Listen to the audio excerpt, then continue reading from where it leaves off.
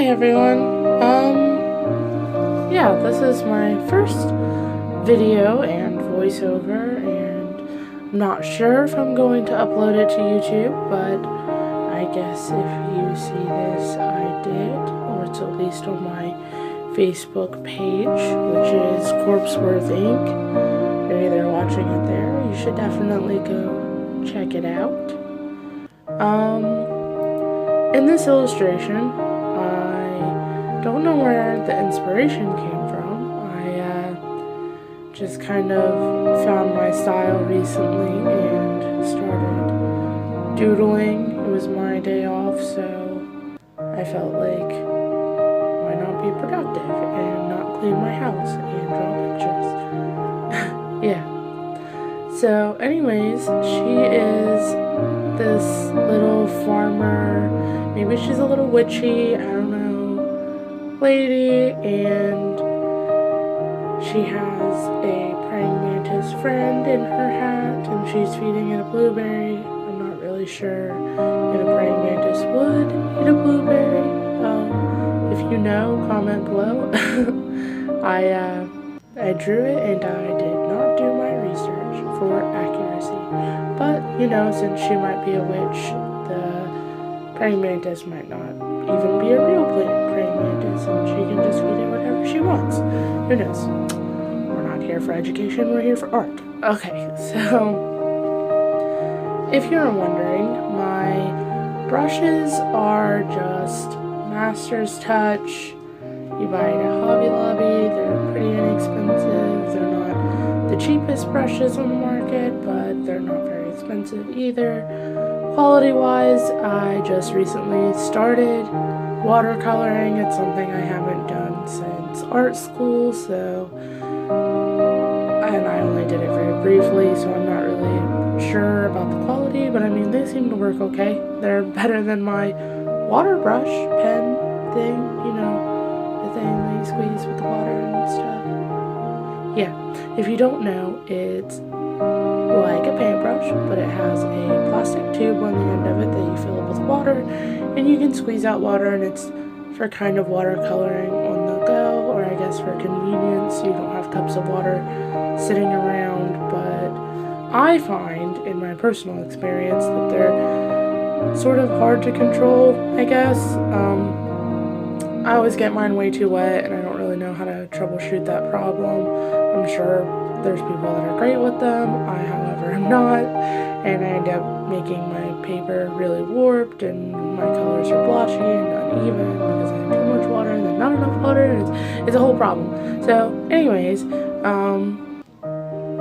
yeah, the brushes are Master's Touch, and the watercolors that I'm using is my Koi watercolor travel set. I think it's the 24 set. I don't know. I got it for Christmas and I love it, and it's amazing for me because, like I said, I don't really do much watercolor. This is maybe my ballpark estimate 16th time using it, or some odd number like that. Not very much. I wouldn't call myself an expert. The only watercolors I was using before then was, and I always say this wrong, Dollar and Brownie or something like that. Very cheap. Sold at Walmart. Comes in little tubes, or you can buy it in art sets around Christmas. I mean, I'm sure it's great if you're like much younger or you don't know, like I didn't know, and it just happened to come in an art kit that had, and I bought the whole thing for this easel, because at the time I was living in a one-bedroom apartment and I had no workspace, no desk, nothing, so I was like, well, I want this easel and it's only $20 and it comes with all this other stuff. Ended up the watercolors were the only thing worthwhile out of the set, and I do apologize if you happen to use it. I mean, I'm a firm believer in quality has nothing to do with price, more or less directly, obviously. Usually the pricier something is, the more of quality it is, but I've made some very decent pieces with not what you would consider very expensive or quality art supplies. So I guess it just depends on what you're going for in the long run, obviously. Oh, I wish I knew how to talk about the picture more. I feel like I'm just rambling.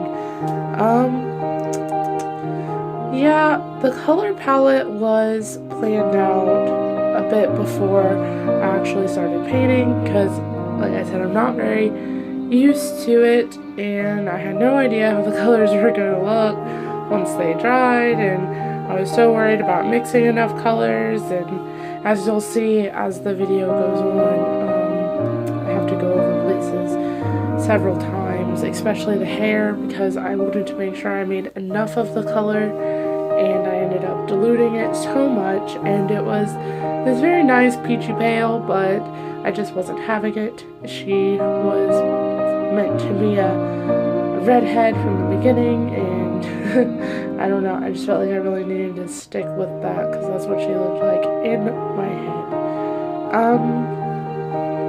I wish that I was better at drawing backgrounds. I mean, she probably would have looked really cool if she was like hanging out in the cornfield, or maybe she should have had some more little praying mantis buddies. I'm not really sure. I would really like to continue making these videos and things. I guess I'm gonna be that person and do personal shout outs to people who obviously don't need them because they're amazing. But I watch a lot of Casey Golden and Catwalk and drawing waffles and things like that, and I'm just nervous about even mentioning them. Don't watch it. So yeah, I watch a lot of other YouTubers do things like this and make time lapses with voiceovers and things like that, and I don't feel like I have anything important to say or that this is particularly worth watching. It's not very educational nor informative in any way. I have no idea what I'm doing. It just works out somehow. I've had people ask me to teach them to draw and ask me for tips and things that I think about their own art, and I am just going to tell you that I am severely uneducated. I have no idea the value or quality of supplies. I just know what I want the things that I make to look like, so I just strive for that. I don't really have references for people. I've been drawing since I was 3 years old. I'm completely self-taught.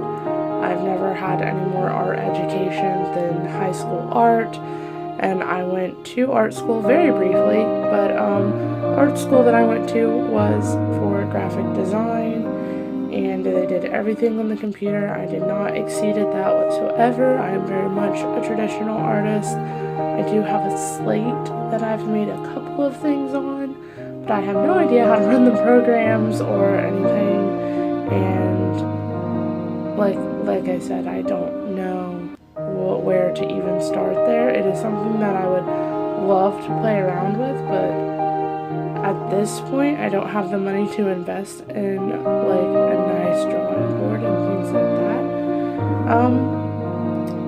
I thought, since I can afford it now, that I might try to get a subscription to like Scrawlrbox or something like that, and maybe do tutorials that way, because I know that a lot of the people that do those kind of tutorials already are very talented most of the time, and I thought that it might be interesting to get the opinions of your average Joe on, you know, these art supplies, because I don't have really much to compare it to, and I don't know if that's better or worse, but maybe if you're like me and you think about investing in something like this, but maybe you don't draw every day, or it's not your main source of income or something like that, you might want to know if it's really worth investing in. I mean, I know I'm like that with any subscription, like Ipsy or BoxyCharm or like makeup stuff, because I don't do my makeup very often. So,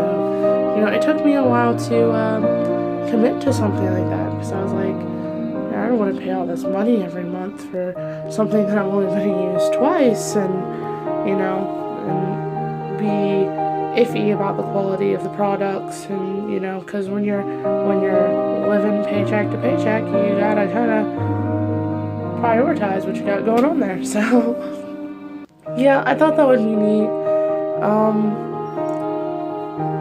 I don't know, I used to draw tattoos for not a short period of time, a few years, and make flash and do things like that, and I thought that would also be neat to kind of play around with. I don't know how to make art content, because I'm not your daily artist. I very much have these short bursts of whatever you would call it, and things like this here happen, this cute little farmer lady, and I love her, and I don't know what to name her, but I do want to make her an original character, so I hope that if you stick around, we'll be seeing more of her. If you have any unique ideas for a witchy little name for her, you can definitely leave them in the comments. Ideas for the kind of content you might want to see. Hopefully some of my friends and family will be my first followers. And I don't know, maybe you have suggestions, because you know me personally, and if you don't know me personally and you very much like art, artsy videos or whatever you would call it, maybe you have some ideas. I'm not trying to rip anybody off or do anything like that. There are definitely people that I idolize and aim to emulate, but that's not what I'm all about. I'm pretty down to earth. I'm not saying that they're not, because they totally seem like they are. They just really know what they're doing, and I don't. I think that's what I'm more trying to say than anything else, is that they know what they're doing and I have no idea what I'm doing. So, in making you watch this video, I hope that you enjoy it, that you have some ideas, that maybe we'll be hanging out again soon. Thank you so much if you made it to the end of this video. Subscribe, leave me comments, and again, thank you.